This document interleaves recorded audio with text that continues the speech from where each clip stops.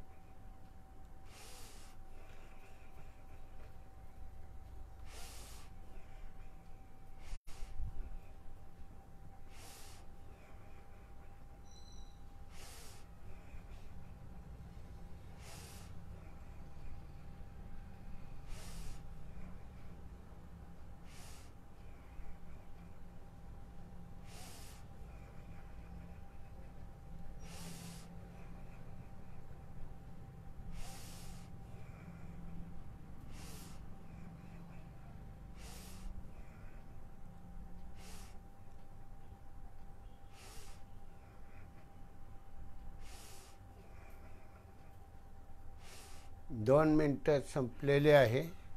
प्रार्थना सर्वांनी बरोबर म्हणायची। आता विश्वात्मके देवे येणे वागयज्ञे तोषावे तोषोनी मज द्यावे पसाय दान हे जे खळांची व्यंकटी सांडो तया सत्कर्मी रती वाढो भूता परस्परे पडो मैत्र जीवांचे दुरितांचे तिमिर जाओ विश्व स्वधर्म सूर्य पाओ जो जे वांछील तो ते लाओ प्राणी जात पुंडलिका वरदे हरी विठ्ठल श्री ज्ञानदेव तुकाराम माऊली ज्ञानेश्वर महाराज की जय। जगद्गुरु तुकाराम महाराज की जय। सद्गुरु समर्थ हंबीर बाबा महाराज की जय। जनता जनार्दन महाराज की जय।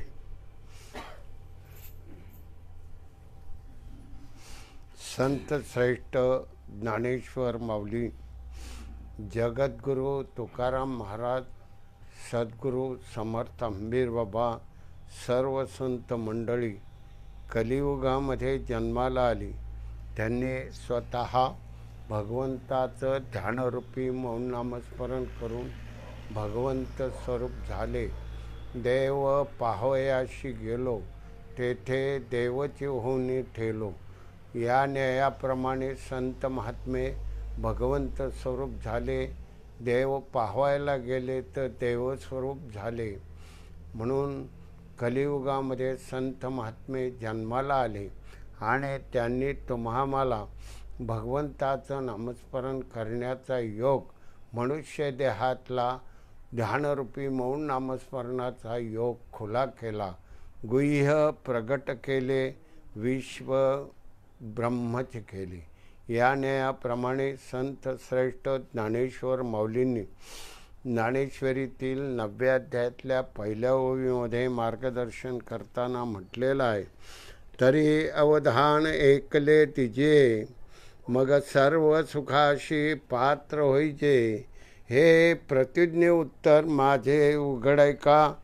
ज्ञानेश्वर महाराज म्हणतात, श्रोते हो, तुम्ही एक वेळ जर माझ्या बोलण्याकडे लक्ष दिले तर प्रतिज्ञापूर्वक सांगतो तुम्ही सुखी व्हाल। माऊलींनी या ओवीमध्ये 9व्या अध्यायातल्या पहिल्या ओवीमध्ये सांगितलंय, तरी अवधान एकले दिजे. एक लक्ष द्या. एक लक्ष कुठं द्यायचं तर मनुष्य देहाने तुम्हाला आम्हाला सर्वांना मिळालेला आहे. त्या देहामध्ये श्वासोश्वास अखंड वाहतो. 21,600 वेळा श्वास 24 तासामध्ये वाहतो. 2 सेकंदामध्ये श्वास आत जातो, 2 सेकंदामध्ये बाहेर येतो. त्या श्वासावर लक्ष द्या. म्हणून माऊलींनी सांगितले तरी अवधान एकले दिजे. फक्त एक लक्ष देण्याचा अधिकार माऊलींनी दोन्ही अंगानं प्रगट केलेला आहे. गुह्य प्रगट केले, विश्व ब्रह्मच केले. म्हणजे या देहातला जो मालक जीवात्मा आहे त्या जीवाच्या ठिकाणी श्वासोश्वासामध्ये अखंड भगवंत नामाचा ध्वनी सोहम रूपाने वाहतो. ते त्या श्वासावर लक्ष द्यायला सांगितलेलं आहे. हे अंतर्निष्ठ स्वरूपामध्ये जीवाच्या ठिकाणी अखंड वाहणाऱ्या नामावर आपल्याला लक्ष देण्याचा अधिकार सर्व मानवजातीतल्या स्त्रीपुरुषांना दिलेला सर्वश्रेष्ठ अधिकार आहे. इतर प्राण्यांच्या देहामध्ये त्या जीवाच्या ठिकाणी आहार, निद्रा, भय आणि मैथून, त्या देहासाठी लागणारा आहार, इंद्रियांचं सुख, भीती आणि झोप या देहाचा ते विनियोग करतात. पण मनुष्य देहामध्ये तुम्हा मला अधिक ज्ञान दिलेलं आहे भगवंत स्वरूप होण्याचं. म्हणून कलियुगी उद्धार हरीच्या नामे. एक हरिनामामध्ये उद्धार करण्याची ताकद तुमच्या श्वासामध्ये प्रणव स्वरूपामध्ये सोहम ब्रह्मामध्ये दिलेला तो अधिकार आहे. सोहम ब्रह्म आहे तो जीवाच्या ठिकाणी अखंड जप चालू आहे. म्हणून जीव नामावर तरलेला आहे. प्रत्येक प्राणीमात्रातला जीव नामावर तरलेला आहे. नामाशिवाय जीव राहू शकत नाही. म्हणून ते ध्यान करण्याचा योग कलियुगामध्ये आम्हाला सर्वांना माऊली फक्त सांगतात तरी अवधान एकले दिजे. फक्त एक लक्ष श्वासावर देण्याचा अधिकार प्रगट केला सद्गुरू समर्थ हंबीर बाबांनी. श्वासावर लक्ष द्यायला सांगितलेलं आहे. मन प्रत्येकाचं चंचल आहे. मन, बुद्धी आणि चित्त हा चित्तरोधातील अभ्यास आहे.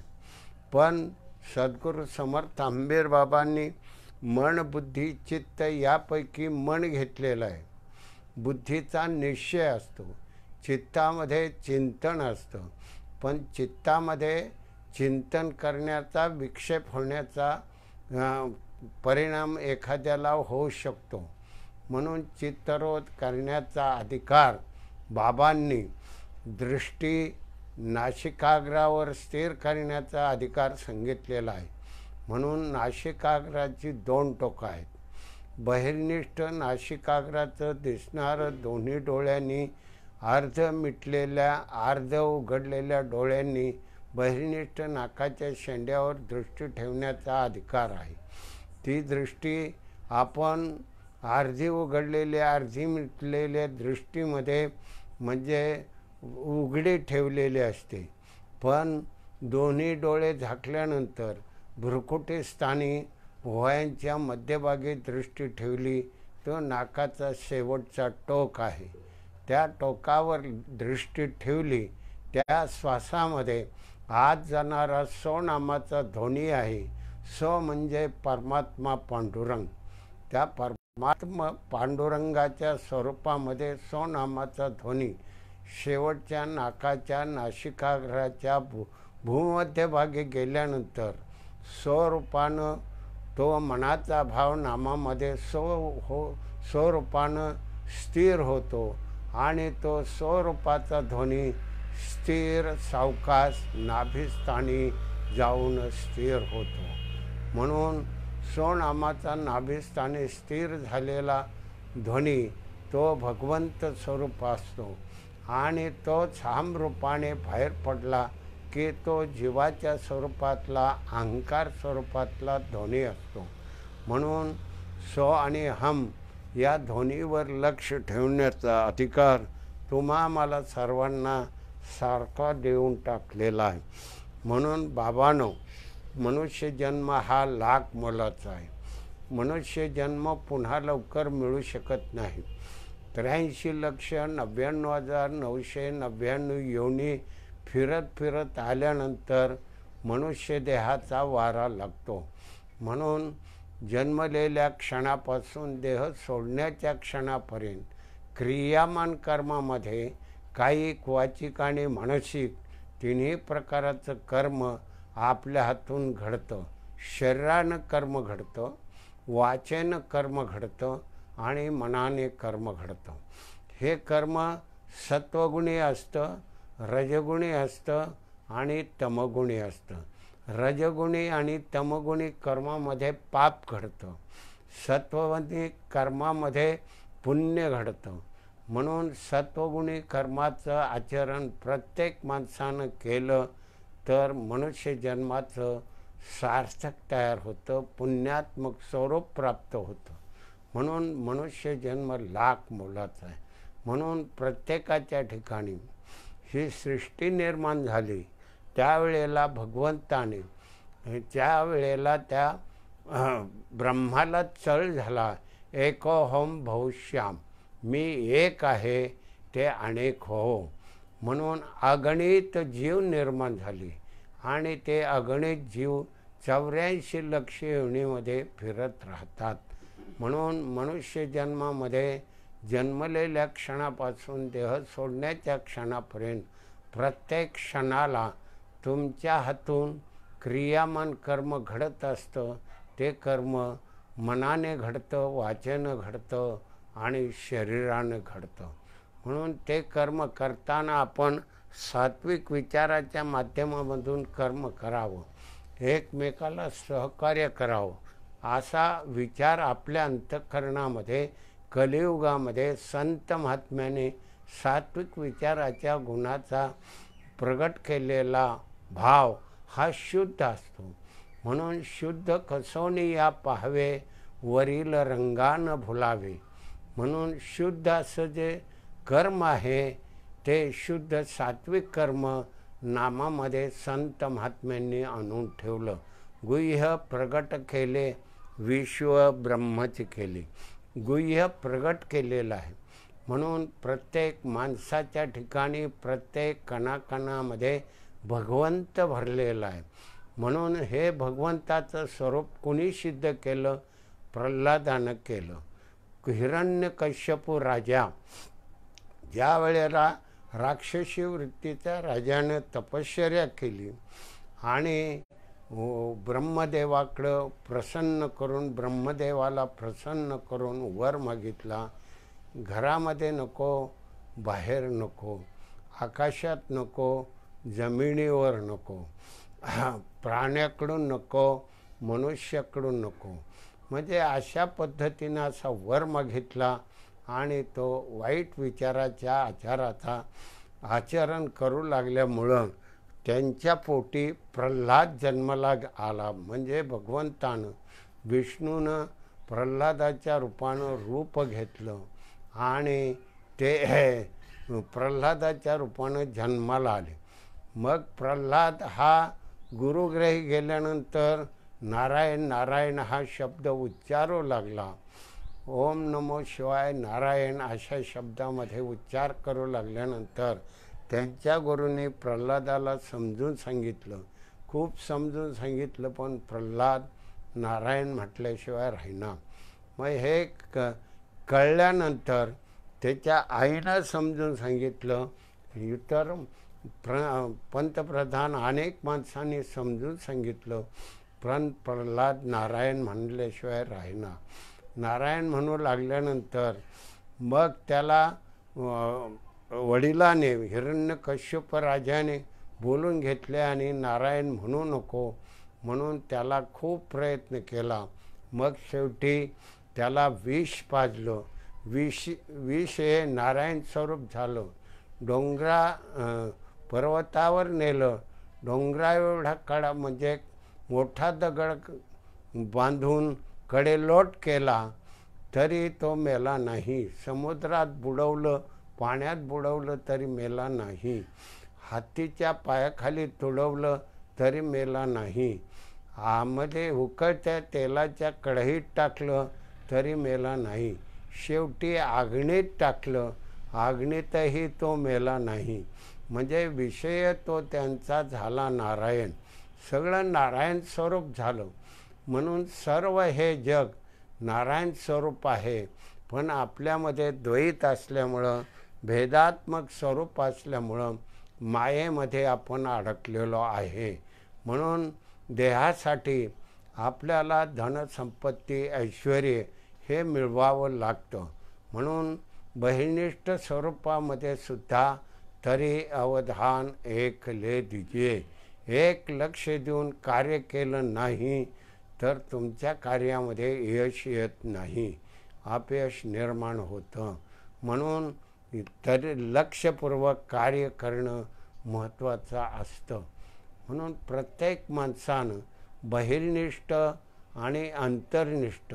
अंतर्निष्ठ म्हणजे भगवंताचं नामस्मरण, ते श्वासामध्ये भरलेलं आहे. डोळे झोपेमध्ये बंद राहतात, कान झोपेमध्ये ऐकत नाही, तोंडानं बोलत नाही, सगळी इंद्रिय झोपेमध्ये स्थिर होतात. हात हलत नाही, पाय हलत नाही, कोणतीच इंद्रिय काम करत नाही. पण श्वास अखंड चालू असतो. 24 तास श्वास कधीही बंद राहत नाही. ज्या क्षणी श्वास बंद होतो त्याच क्षणी या देहातला जीवात्मा निघून जातो. म्हणून बाबांनो, दिनभर देहासाठी कलियुगामध्ये आयुष्य मर्यादा तुम्हाला 100 वर्षाची दिलेली आहे. पण 100 वर्ष आज आपण जगू शकत नाही, कारण आपले आचार विचार बिघडलेले आहेत, आहार बिघडलेला आहे, सगळं कार्य बिघडत चाललेलं आहे. म्हणजे बोलणंसुद्धा लबाडीचं बोलू लागलेलं आहे. मनामध्ये दुष्ट विचाराची प्रवृत्ती वाढू लागलेली आहे आणि शरीराने वाईट विचाराचं आचरण केलं जातं, दुसऱ्याला त्रास दिला जातो. अशा पद्धतीने कर्म लोक करू लागलेले आहे. नको ते आहार सेवन करू लागलेले आहे. नशापाणी करू लागल्यामुळं आहारामध्ये बिघड झालेला आहे. आणि आहार बिघडला की आयुष्य मर्यादा आपोआप कमी होते. आचार विचार बिघडले की आयुष्य मर्यादा कमी होते. 100 वर्षाच्या आयुष्यामध्ये आपले आचार विचार शुद्ध ठेवायचे असेल तर सात्विक विचाराचं आचरण प्रत्येक माणसानं केलं पाहिजे. माणसानं माणुसकीनं वागलं पाहिजे. म्हणून कलियुगातल्या काळाच्या ओघामध्ये, आजच्या परिस्थितीमध्ये जग हे विज्ञानाच्या स्वरूपामधून अति जवळ येऊन पोहोचलेलं आहे. एका क्षणामध्ये आपण अमेरिकेमध्ये असणाऱ्या माणसाशी आपण बोलू शकतो, आपलं विचार मांडू शकतो, आचार विचार माहिती सगळी घेऊ शकतो. म्हणजे विज्ञानाची प्रगती फार मोठी होत चाललेली आहे. आणि हवामानामध्ये प्रदूषण वाढत चाललेलं आहे. म्हणजे वाहनाची वाहतूक वाढलेली आहे, रेल्वे झालेले आहे, विमानं आलेली आहेत, अनेक गाड्या तयार झालेल्या आहेत. त्यामुळं धुराचं प्रदूषण वाढत चाललेले आहे, कारखाने वाढलेले आहेत. सगळं प्रदूषण वाढल्यामुळं हवामान बिघडत चाललेलं आहे. हवामानामध्ये उष्णता वाढू लागलेली. आज कोरोनामुळं हवामान कारखाने बंद झाले, नंतर गाड्या बंद झाल्या. सगळं प्रदूषण कमी झाल्यामुळं पाऊस भरपूर वेळेवर पडलेला आहे. अति पावसाची वृष्टी वाढलेली आहे. म्हणजे फार शेतकऱ्यांचं नुकसान झालेलं आहे. मग शेतीवर सर्व जग अवलंबून आहे, कारण शेतमालाशिवाय तुम्हाला आहार मिळणार नाही. ज्वारी, बाजरी, गहू अनेक आहार जे असतात, सात्विक विचाराचे आहार तुम्हाला सहज मिळू शकतात. म्हणून शेतीतलं उत्पन्न आजच्या दृष्टीने पावसामुळं हानिकारक झालेलं आहे. पिकाची नासाडी होत चाललेली आहे. म्हणून शेतकरीसुद्धा त्या कचाट्यातून सापडलेला आहे, आर्थिक परिस्थितीमध्ये सापडलेला आहे. मनुष्य कोरोनामुळं प्रत्येक गोष्टीमध्ये अडीअडचणीमध्ये माणूस आलेला आहे. म्हणून माणसाच्या जीवनामध्ये कोरोना हे एक रोग अति प्रसिद्धीच्या स्वरूपामधून प्रसिद्ध झाल्यामुळं कोरोनासारखा रोग फार भारी आहे असा अर्थ नाही, पण तो सहज रोग तयार झाल्यामुळं माणसाची भीतीयुक्त अंतःकरणाने ती अंतःकरण भयभीत झालेले आहे.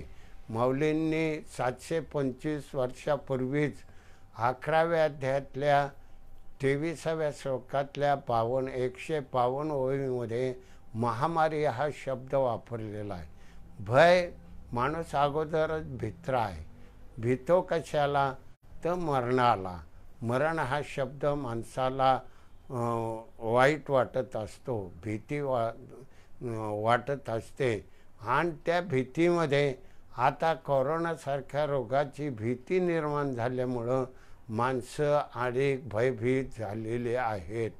पण सर्व आज रोगाच्या अवस्थेमध्ये परिस्थिती अगदी जगातली रोग हा भारी नसताना अंतःकरणामध्ये वाईट विचाराचे आचारविचार प्रगट झाल्यामुळं माणसाच्या अंतःकरणात भीती वाढत चाललेली आहे.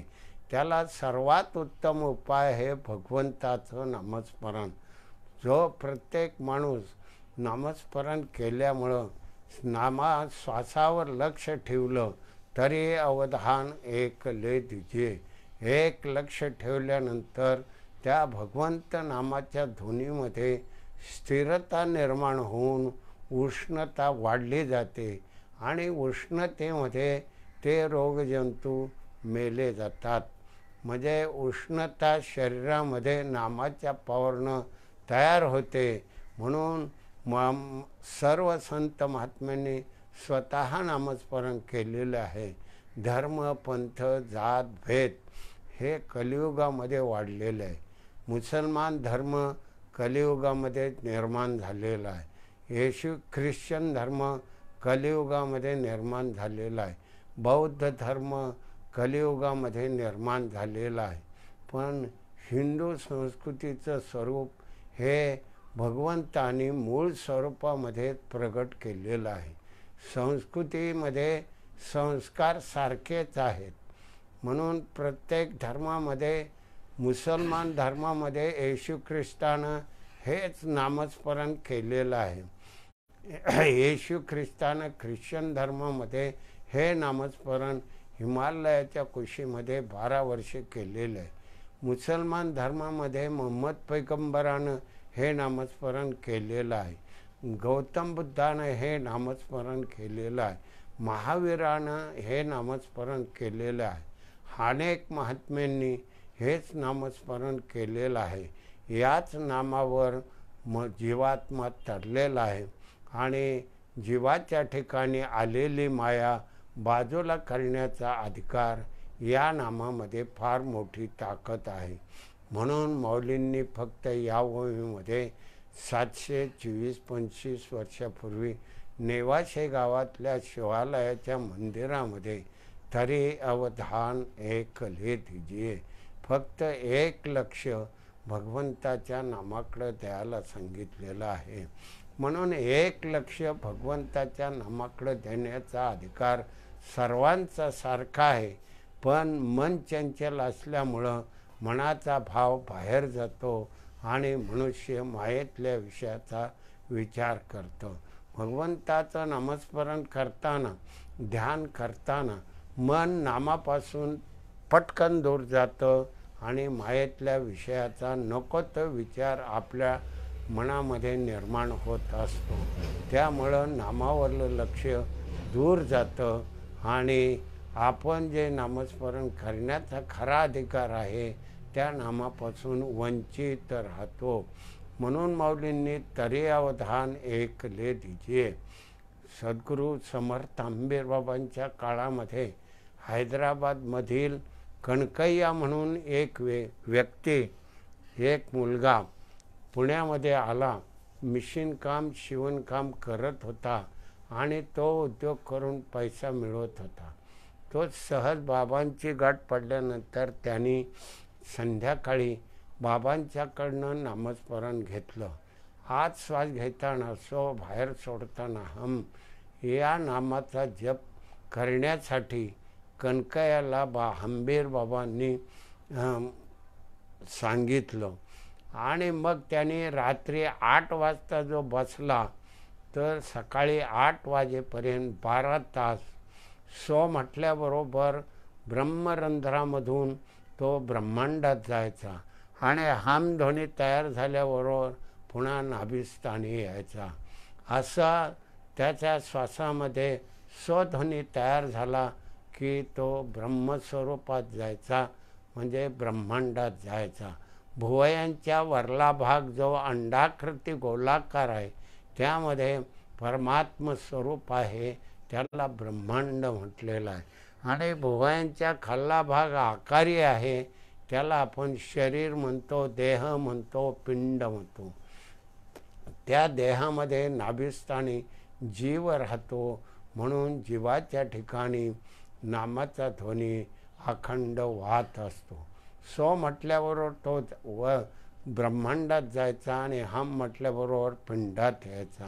हा त्याचा 12 तास म्हणजे सोचा ध्वनी तयार झाला की तो ब्रह्मांड भ्रुकुटी स्थानामधून मुंगी नेत्रतुल्य असे 10वे द्वार, त्या 10वे द्वारामधून वर जायचा, खाली यायचा. मग सकाळी 8 वाजेपर्यंत हा त्याचा नामामधला खेळ चालू होता. नंतर सकाळी उठल्यानंतर बाबांच्याकडे आला आणि बाबांना म्हटला, ऊपर जाता है पण नीचे आता है, स्थिर होत नाही. म्हणजे तरी अवधान एक ले दीजिए. म्हणजे एक लक्ष दिल्यानंतर माणूस कलियुगामध्ये एकरूप होण्याचा अधिकार नामामध्ये आणून ठेवलेला आहे. म्हणून हे शरीर शुद्ध झालं पाहिजे, म्हणून नामस्मरण करण्याचा अधिकार संत महात्म्यांनी खुला केलेला आहे. जनाबाईने तर म्हटलेलं आहे, जनाबाईने म्हटले, सोहम शब्दाचा मारा केला, विठ्ठल काकुल ते आला. सोहम नामाचा जप आत श्वास घेताना सो, बाहेर सोडताना हम, मन दृष्टी आणि लक्ष स्थिर केलं. श्वासावर लक्ष द्यायचं, दृष्टी भ्रुकुटीस्थानी स्थिर करायची आणि मनाचा भाव नामामध्ये नामरूप करायचा. हा अधिकार संत महात्म्यांनी सर्वांना सारखा खुला दिला असताना पण तुझं आहे तुझं पाशी, परी तू जागा चुकलाशी. सुंदर मनुष्य देह धारण करताना अंतर्निष्ठ स्वरूपामध्ये 7 महिन्यामध्ये भगवंताच्या नामाच्या पावरनं देह धारण करतो. शिरकमल धारण करतो. आधी कळस मग पाया. शिरकमल हे प्रत्येक माणसाचं ब्राह्मणत्व आहे. छाती आणि भाऊ क्षत्रिय स्वरूप आहे. पोटाचा भाग वैश्य स्वरूप आहे. देवाणघेवाण ईदभर पोटासाठी पहा केवढ्या अटाटी, एवढं सगळं घडलं जातं. पायाचा खाल्ला भाग याला शूद्र स्वरूप म्हटलेलं आहे, सेवा करणारा भाग आहे. आणि त्वचा आणि रोम 7 महिन्यामध्ये देहधारण करतो. 2 महिने 9 दिवस भगवंताच्या नामावर, नामाच्या पावरनं भगवंताला विनंती करतो, देवा या जन्माच्या कचाट्यातून सोडव. म्हणून जन्म आणि मरण हे जीवाच्या पाठीमागं लागलेलं लचांड आहे. म्हणून ते टाळण्यासाठी जन्मही नको आणि मरणही नको, म्हणून जीवात्मा भगवंत स्वरूप होणं महत्त्वाचं आहे. हे सर्वात महत्त्वाचं तत्त्व संत महात्म्यांनी तुम्हा मला प्रगट केलेलं आहे. केवढं भाग्य आहे तुमचं आमचं. या मनुष्य जन्मातली कलियुगातल्या कालाच्या ओघाची जी परिस्थिती आहे ती तुमच्या आमच्या जीवनामध्ये जन्म कलियुगामध्ये झाला हे भाग्य आहे. म्हणून 24 तासातला 1 तास, 5 मिनटं, 10 मिनटं, 15 मिनटं, 1 तास, 2 तास, 3 तास भगवंताचं नामस्मरण करण्याचा अधिकार सांगितलेला आहे. तरी अवधान एक ले दीजिए. हे सर्व सुखाचा सोहळा, याच देही याच डोळा पाहे मृत्यूचा सोहळा. माणूस मृत्यूला भेटतो, पण संत महात्मे मृत्यूचा सोहळा समजतात. कारण जन्म आणि मरण, जन्म आपण घेतो 7 महिन्यामध्ये, सुंदर देह धारण करतो नामाच्या पावरनं, 2 महिने 9 दिवस भगवंताच्या नामाच्या पावरनं भगवंताला विनंती करत असतो. म्हणून जन्म हा मातेच्या गर्भाशयाच्या पिशवीमध्ये, जठराग्नीच्या उकाड्यामध्ये 9 महिने 9 दिवस या मातेच्या गर्भाशयाच्या पिशवीमध्ये राहतो. मृत्यू हा एक क्षणाचा कालावधी असतो. पण मरण कसं असतं? साधू ओळखावा मरणी, शूर ओळखावा रणी. संत महात्मे यांचं मरण म्हणजे साधूंचं मरण आहे. मरणसमयी सुख सोहळा, मरणामध्ये सुख सोहळा कसा असतो पहा. आपण दिनभर प्रपंच करा, पण एक क्षणभर भगवंताच्या नामामध्ये नामस्मरण करत राहा. देह जावा अथवा राहो, पांडुरंग दृढ भाव. निश्चयाचे बळ तुका म्हणे तेच फळ. निश्चय पक्का करायचा असतो आणि निश्चयाच्या स्वरूपामधून आपण भगवंताचं नामस्मरण नित्य नेमानं केलं पाहिजे. म्हणून सद्गुरू संत महात्मे ज्यांना ज्यांना नामस्मरण देतात त्या शेवटच्या क्षणी भगवंताच्या नामाच्या पावरमध्ये तुम्हा मला भगवंत स्वरूप करून सोडतात. आपण आता नामस्मरण फक्त आपल्या भगवंताचं नामस्मरण आपल्याला शरीर आरोग्य प्राप्त व्हावं, मन प्रसन्न राहावं, धैर्य तयार व्हावं. प्रपंचामध्ये सुखदुःखाचे सोहळे असतात. सुख हे जवा पडे, दुःख पर्वता एवढे. मायेतल्या विषयाच्या प्रपंचामध्ये सुख जवा एवढं असतं, जवसा एवढंच असतं. आणि दुःख हे मायेमध्ये दुःखच दुःख सामावलेलं असतं. आपण सुखी किती आहोत तर सतत दुःखी असतो. विचाराच्या माध्यमामधून दुःख आपल्या पाठीमागं लागलेलं असतं. आणि सुख हे आपण केलेल्या कष्टामध्ये यश प्राप्त झालं, संपत्ती मिळाली, तो क्षणाचा आनंद निर्माण होत असतो. म्हणून महिनाभर काम केलं नोकराने की महिन्याच्या 1 तारखेला त्याला 30 दिवसाचं 31 दिवसाचा पगार मिळतो. आणि तो पगार मिळाल्यानंतर त्या क्षणाला संपत्ती ऐश्वर्याचा आनंद निर्माण होतो. पण ते खर्च होऊ लागल्यानंतर पुन्हा दुःखाचंच दुःख निर्माण होतं. कारण मायेमधल्या विषयामध्ये सुख तुम्हाला कधी मिळणार नाही, दुःख ठेवलेलं आहे. म्हणून प्रत्येक माणसानं दिनभर प्रपंच करा आणि एक क्षणभर भगवंताच्या नामावर लक्ष द्या. तरी अवधान एक ले दीजिए. ही माया कोणालाही फसवल्याशिवाय राहत नाही, भल्या भल्यांना वाट लावणारी आहे. मायेमधल्या विषयामध्ये माणूस भरकटला जातो आणि मायेतल्या विषयामध्ये इतका घडून जातो की माझं माझं म्हणत असताना दुःखामध्ये तो दुःखी राहत असतो, सुखी फार थोडा असतो. सुख मायेतला पैसा मिळाला सुख वाटतं, पैसा संपला दुःख वाटत असतो. म्हणून तो मिळवण्यासाठीची विवंचना अंतःकरणामध्ये सतत मनामध्ये ती तरळत राहते. म्हणून बाबांनो, दुःख हे मायेतल्या विषयामध्ये सर्वांना भरपूर दुःख निर्माण होतं. म्हणून ते दुःख नाहीसं करण्यासाठी संत महात्म्यांचं मरण कसं आहे पहा. संत महात्मे मरणसमयी भगवंताच्या नामामध्ये शेवटच्या क्षणी देह सोडताना नामामध्ये देह सोडतात. म्हणून 6व्या अध्यायातल्या 21व्या श्लोकामध्ये म्हणून आसनाची गाडिका म्हणून जो आम्ही सांगितला अभ्यासू निखा तेने होईल मनाचा निरोध होईल, मन नामामध्ये नामरूप होईल. पण आसन विजय तयार झाला पाहिजे. आसन विजय म्हणजे आपलं आसन वळब्यामध्ये म्हणजे पाठीच्या कण्याला पन्हळी पडेल असं ताट ठेवलं आणि ते आसन जर प्रत्येकाने 1 तासापर्यंत वळब्यामध्ये आसन ठेवलं गेलं तर एकाग्रता व्हायला वेळ लागत नाही. कारण आसनावर सर्व अवलंबून आहे. म्हणून आसन हे वळब्यामध्ये ठेवण्याचा अधिकार संत महात्म्याने दिलेला आहे. सद्गुरू अंबीर बाबांनी वळंबा कसा लावावा तर पाठीच्या कांड्याला पन्हळी पडेल असं ताट बसायला सांगितलेलं आहे.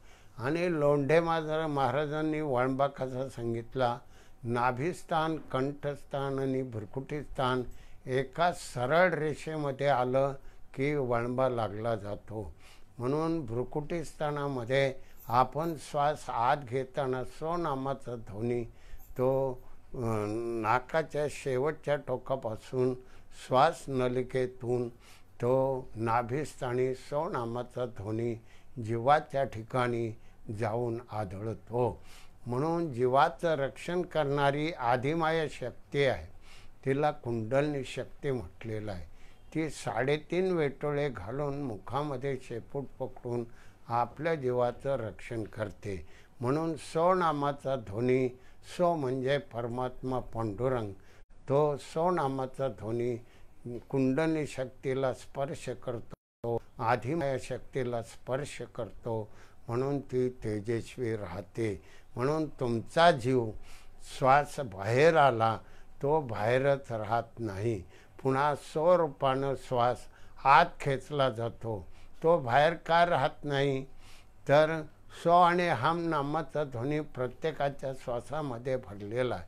हम रूपानं तो बाहेर येतो 12 बोटे आणि स्वरूपाने लगेच स्वनामाचा ध्वनी प्रगट होतो आणि स्वरूपानं 12 बोटापासून नाभिस्थानापणे 2 सेकंदामध्ये स्वनामाचा ध्वनी तो नाभिस्थानी जाऊन आढळतो. आणि स्पर्श झाल्याबरोबर हम रूपानं तो बाहेर येऊन पडतो. म्हणून श्वासाचा ध्वनी हा प्रत्येकाचा अखंड नामाच्या रूपानं चालू आहे. तिकडे सगळ्यांचं दुर्लक्ष आहे. तुझं आहे तुझं पाशी परी तू जागा चुकलाशी. हे सर्व तुमच्या आमच्या जवळ असताना आपण बाजूला का पळतो, संत महात्म्याचं का ऐकत नाही तर आपल्याकडं अहंकार असतो, द्वेष असतो, मत्सर असतो, इच्छा असते, वासना असते, भुले असते, भ्रांती असते. असे अनेक विचाराचे तरंग आपल्या मनामध्ये उमटत राहतात. आपण एखाद्या माणसाचा विनाकारण द्वेष करतो, मत्सर करतो, अहंकार मी करतो. हा मूळ स्वरूपातला अहंकार अहम ब्रह्मास्मी म्हणजे मी ब्रह्मस्वरूप आहे. त्यामधलं अहम ब्रह्म बाजूला जातो, ब्रह्मा या शब्दाचं स्वरूप बाजूला जातं आणि अहम स्वरूप जाग्यावर राहतं. अहम म्हणजे मीपणाचा अहंकार धारण करतो आणि त्या अहंकारा म्हणून माणूस भरकटला जातो. बाहेरच्या विषयामध्ये रमला जातो. पैसा मिळवण्यासाठी किती या देहाला झिजवितो याचा विचार करत नाही. कारण देह झिजवल्याशिवाय पैसा संपत्ती मिळत नाही. ऐश्वर्य पैसा हा व्यावहारिक कार्यातलं मूळ स्वरूप आहे. म्हणून माणूस पैशाच्या पाठीमागं पळतो आणि पैसा मिळवण्यासाठी ह्या जगामध्ये वाईट विचाराचं आचरण वाढू लागलेलं आहे. आईवडिलांची सुद्धा पर्वा करत नाही. आई वडील हे पहिले तुमच्या जीवनातले गुरु आहे. आई 9 महिने 9 दिवस तुम्हाला वागवते, लहानाचं मोठं करते. आई वडील लहानाचं मोठं करतात, तुमचा हव्य कव्य मज करतात. मग आईवडिलांची सेवा का करू नये? कारण बालपण, तारुण्य आणि म्हातारपण या देहाच्या तिन्ही अवस्था आहे. बालपणामध्ये खेळण्यामध्ये घालवतो आणि अभ्यासामध्ये घालवतो. म्हणून धनसंपत्ती मिळवण्यासाठी विद्याभ्यास करत राहतो आणि मग त्यामधून नोकरीला लागतो, शेती करतो, व्यापार करतो, कारखानदारी असो काही असो, अनेक उद्योगधंद्यामध्ये तो रमून जातो. कलेमधून पैसा मिळवतो. पण हे सर्व मिळत असताना आईवडिलांच्या जवळ असणारा पैसा मिळवण्यासाठी आईवडिलांना मारल्याशिवाय आताच्या कलियुगातली मुलं आईवडिलांना मारण्याच्यापर्यंत मजल जाऊन पोहोचलेली आहे. आईवडील तुम्हाला तुमच्या जीवनामध्ये मनुष्य जन्मातलं वैभव प्राप्त करून देतात आणि तुम्हाला या जगातलं वैभव संपादन करण्यासाठी अधिकार प्राप्त करून देतात. तारुण्याच्या अवस्थेमधल्या तरुणपणाच्या कार्यामध्ये. म्हणून मनुष्य तरुणाशेपर्यंत उद्योगधंदा, धन संपत्ती, ऐश्वर्य संपादन करतात आणि मग शेवटी वय झाल्यानंतर हे शरीर जीर्ण होतं आणि जीर्ण झाल्यानंतर आईवडिलांची सेवा करणं महत्त्वाचं असतं. ते सगळं सुटत चाललेलं आहे. आईवडिलांच्या सेवेपासून दूर चालल्यात, संत महात्म्यांच्या वचनापासून दूर चालल्यात, सगळे गुरुसेवेपासून दूर चाललेले आहे. शिक्षण घेतलेली मुलं आपल्या गुरूंना सुद्धा विचारत नाहीत. म्हणजे वाईट विचाराकडं ओघ जाऊन पोचू लागलेला आहे. म्हणून वाईट विचार वाढल्यामुळं कोरोनासारखा रोगाची परिस्थिती तुमच्याकडे येऊन पोहोचलेली आहे. त्याची प्रसिद्धी जास्त केल्या गेल्यामुळं मनुष्य भीतीयुक्त अंतःकरण तयार होऊ लागलेला आहे. म्हणून बाबांनो, मनुष्य जन्म हा श्रेष्ठ आहे आणि त्या श्रेष्ठत्वामुळं मनुष्य जन्मामध्ये सर्व हे निसर्गाचं स्वरूप अवलंबून असतं. निसर्ग हा मनुष्याच्या आचार विचारावर अवलंबून असतं. माणुसकीच्या स्वरूपामधून विचार प्रगट झाले तर कार्य घडलं जातं. कृतायुगामध्ये 100% लोक चांगल्या विचाराची, सत्य आचाराची, सात्विक विचाराची होती. त्रेतायुगामध्ये 75% चांगल्या विचाराची, चांगल्या आचाराची माणसं तयार झाली होती. आणि शेवटी द्वापार युगामध्ये 50% लोक चांगली वागत होती, 50% लोक वाईट वागत होती. आता कलियुगामध्ये जवळजवळ 80% लोक वाईट विचाराकडे जाऊन पोहोचू लागलेले आहेत. अजून आचार विचार अजून चांगले आहेत, तरी पण संत महात्म्यांच्या जीवनाकडे येऊन पोचत नाही. सत्य स्वरूप प्रगट केलं पाहिजे, गुह्य प्रगट केलं पाहिजे. चांगलं जे स्वतःजवळ नामस्मरण आहे त्याची माहिती प्रत्येक माणसाच्या अंतःकरणामध्ये करून दिली गेली पाहिजे.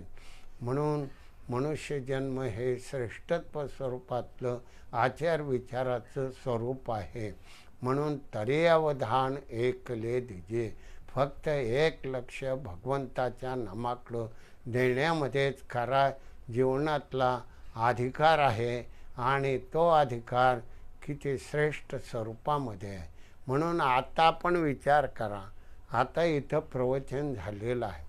प्रवचन आकाश तत्वामध्ये हे शब्द विलीन झाल्यानंतर ते शब्द मोबाईलमध्ये आकर्षण होऊन तुम्हाला ते शब्द ऐकायला मिळू लागलेले आहेत. म्हणजे विज्ञानाची प्रगती किती श्रेष्ठ आहे. आपण घरी बसून भगवंताचं नामस्मरण कसं करावं हे प्रवचनद्वारा ऐकण्याचं स्वरूप आपल्याला प्राप्त झालं कलियुगातल्या कलेच्या विज्ञानाच्या युगामध्ये. म्हणजे माणूस किती जवळ आलेला आहे.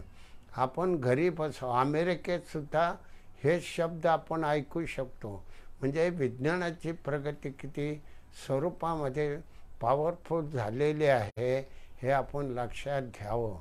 विज्ञान शब्दामध्ये अणूचं संशोधनापर्यंत गेलेलं आहे. अणूच्या शब्दामध्ये म्हणजे शब्द हा आकाशाचा गुण आहे.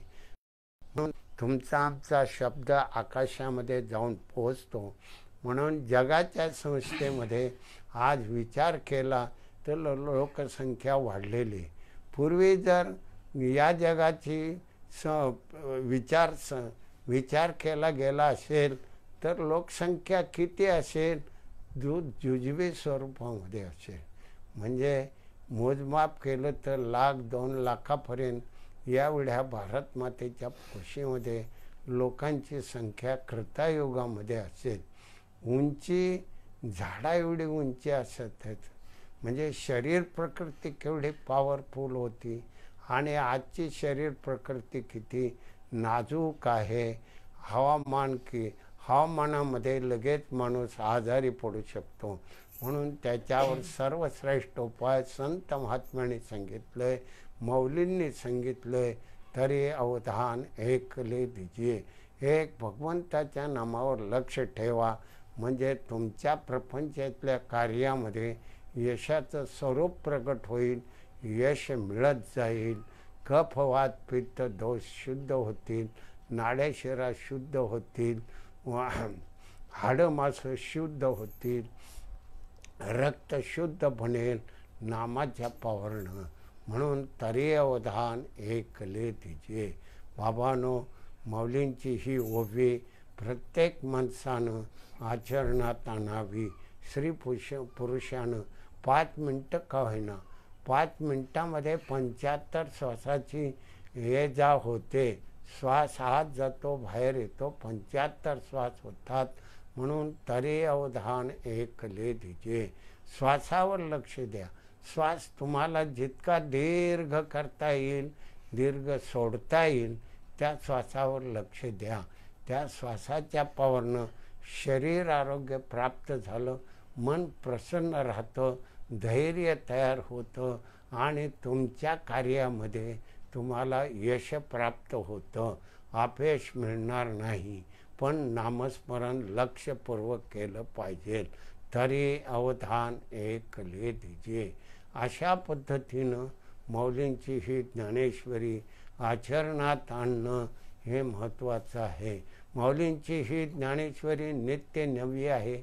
तशी सद्गुरू समर्थ आंबेबाबांनी लिहिलेली जीवनकलेचे साधना ग्रंथ हा नित्य नवा आहे. कारण तो संत ज्यांनी अनुभव घेतलेला आहे, भगवंत स्वरूप झालेले आहे, ती वाणी या देहापासून, मायेतल्या विषयापासून तर ब्रह्मस्वरूप देवस्वरूप होण्यापर्यंत तरी अवधान ऐकले दीजिए. अशा पद्धतीनं हे भगवंत स्वरूपाचं ज्ञान संत महात्म्यांनी खुलं केलेलं आहे. येथे आहे सकळाशी अधिकार. यारे यारे लहान थोर, याती जाती भलते नर. याला शिक्षण लागत नाही, काही लागत नाही. मनुष्य देह आहे. सद्गुरूकडून नामस्मरण माहिती करून घ्यायचं. म्हणून सद्गुरू, परमगुरू आणि परमेष्ठ गुरु. गुरु हे आईवडील गुरु आहे. नंतर शिक्षण देणारे शिक्षक गुरु आहे. व्यवहारातल्या कार्यामध्ये मार्गदर्शन करणारे मार्गदर्शक गुरु आहे. गुरु प्रत्येक विषयामध्ये गुरुचं मार्गदर्शन तत्व असतं त्या विषयामध्ये. म्हणून 14 विद्या आणि 64 कला प्रगट झालेल्या आहेत. म्हणून प्रत्येक माणसानं माणूस किती अंशानं कार्य करतो? 4 ते 5 अंशामध्ये ग्रस्ताश्रमामध्ये आचरण करणारा माणूस 4 ते 5 अंशाने आचरण करतो. 6 ते 7 अंशाने आचरण केलं तर त्याच्याकडं विशेषत्व होतं, त्या विषयाचं ज्ञान तयार होत असतं. आणि 8, 9, 10 अंशानं आचरण केले तर त्याच्याकडं विशेषत्व असतं, ज्ञान असतं, त्या विषयाचं ज्ञान प्रगट त्यांच्या हातून घडत असतं. म्हणून 10 अंशापर्यंत 11 अंशापर्यंत माणसाने आचरण घडतं. पण 12 अंशापासून 16 अंशापर्यंत जो देवस्वरूप झालेला आहे त्या माणसाचं आचरण प्रगट होतं. माणसाच्या आचरणातला विचार हा श्रेष्ठ असतो, पण भगवंताच्या नामाच्या पावरनं. म्हणून बाबांनो, दिनभर प्रपंच करा, एक क्षणभर भगवंताच्या नामाचं आचरण करा. देह जावा अथवा राहो, पांडुरंग दृढ भाव. म्हणून संत महात्मे हे जीवनामध्ये शेवटच्या क्षणी नामामध्ये देह सोडतात. कमीत कमी कलियुगामध्ये 4.5 तास देह सोडण्यासाठी. म्हणून तैसे ओम स्मरो आणि सरे. शेवटच्या क्षणी 4.5 तास ओंकार स्वरूपाचा ध्वनी तयार होतो. मन, बुद्धी, चित्त, अहंकार सगळे विषय सगळं त्याचा भगवंताच्या नामावर, ओंकारावर ध्वनी तयार होतो. आणि तो ध्वनी तयार झाला की मग तो कुंडलिनी शक्तीला आधीच जागं केलेलं असतं. मग ती कुंडलिनी शक्ती मुखापर्यंत येऊन येते आणि तो ओम कुंडलिनी शक्तीमध्ये शिरलेला ओंकाराचा ध्वनी ओम रूपानं तो मुखातून बाहेर पडतो आणि दृष्टी स्थिर बनते. असा अंतःकरणातला जो भाव असतो तो श्रेष्ठ स्वरूपातला असतो. जीवनामध्ये जीवन जगायचं असेल तर भगवंताच्या नामाशिवाय या जगामध्ये दुसरा तरणोपाय नाही. आपण मुखानं वैखरीवाणी रामकृष्ण हरी म्हटलो, ओम नमो शिवाय म्हटलो, अनेक ध्वनी राम म्हटलो, कृष्ण म्हटलो, विठ्ठल म्हटलो, पांडुरंग म्हटलो, हा वैखरीवाणीचा ध्वनी बाहेर जातो. पण वैखरीवाणीच्या पलीकडे असणारी मध्यमावाणीमध्ये आपण मनामध्ये तो रामकृष्ण हरी किंवा वैखरीवाणीनं म्हणजे मध्यमावाणीमध्ये मनातली मनात तो उच्चार करू शकतो. पश्चिंतीमध्ये लहरी असतात, परावाणीमध्ये स्फुरण असतं आणि त्या स्फुरणाच्या पलीकडं श्वासामध्ये प्रणव स्वरूपामध्ये नामाचा ध्वनी असतो. म्हणून श्वासामध्ये भरलेला प्रणव स्वरूपातला ध्वनी असतो. आणि आधी कुंडलिनी शक्ती झाल्यानंतर कुंडलिनी शक्तीमध्ये ओंकाराचा ध्वनी असतो आणि ओंकाराच्या ध्वनीमधून तो ब्रह्मस्वरूप झाल्यानंतर समीरू वायूमध्ये ओंकाराच्या स्वरूपामध्ये ओम ध्वनीच्या ध्यानामध्ये तो ध्यान करत असतो. समीरू वायू असतो. म्हणून वायूच्या स्वरूपामध्ये ब्रह्मांडात सुद्धा समीर वायूच्या स्वरूपामध्ये ध्यान करण्याचा अधिकार प्रगट होतो. म्हणून माऊलींची ही ज्ञानेश्वरी ब्रह्मांडात केलं तरी अवधान एक ले दिजे. फक्त एक लक्ष ओंकाराच्या ध्यानावर करा द्या. एवढीच माऊलींची प्रेमाची, कळकळीची पण आग्रहाची विनंती आहे संत महात्म्यांची. म्हणून या ठिकाणी केलेली प्रवचन रूपी सेवा वेडी का वाकडी देव जाणी. आपुलिया बळे नाही मी बोलत, सखा पांडुरंग वाचा त्याची. ही केलेली प्रवचन रूपी सेवा तुमच्या हृदयामध्ये असणारा राम पांडुरंग, परमात्मा, ईश्वर या स्वरूपामध्ये आपण त्याला नावं देत असतो. कोण राम म्हणतो, कोण कृष्ण म्हणतो, कोण शंकर म्हणतो, कोण विष्णू म्हणतो, कोण ब्रह्मदेव म्हणतो, कोण पांडुरंग म्हणतो, कोण विठ्ठल म्हणतो, कोण अल्ला म्हणतो, कोण आकाशातला बाप्पाही म्हणतो. म्हणून त्या भगवंताला अनेक नावं जरी दिली तरी सबका मालिक एक आहे, सर्वांचा भगवंत एक आहे, तो तुमच्याजवळ आहे. त्याचं ध्यान करायचं विसरू नका. एवढीच माऊलींची तुम्हाला कळकळीची, प्रेमाची, आग्रहाची विनंती आहे. केलेली प्रवचनरूपी सेवा तुमच्या हृदयातल्या भगवंत चरणी अर्पण करून प्रवचनरूपी सेवेला विराम देतो. पुंडलिका वरदे हरी विठ्ठल श्री ज्ञानदेव तुकार माऊली ज्ञानेश्वर महाराज की जय. जगद्गुरु तुकाराम महाराज की जय. सद्गुरु समर्थ हंबीर बाबा महाराज की जय. जनता जनार्दन महाराज की जय. शेवटी एवढीच विनंती करतो, अखंड ध्यानरूपी मौन नामस्मरण सप्ताह होणार नाही, एवढी सर्वांनी दक्षता घ्या.